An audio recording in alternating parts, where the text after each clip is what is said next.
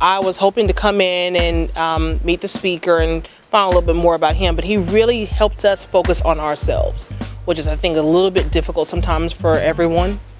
It's just talking about yourself and what you do and why you're here and things like that. So I really wasn't sure what to expect, but I was pleasantly surprised because we really had to think, and we had to talk about ourselves and make some personal discoveries.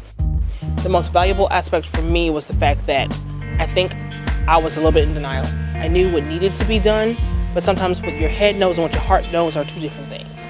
So Mr. Williams really helped with the whole bringing it home for me. He helped me validate what I needed to know, what I needed to hear.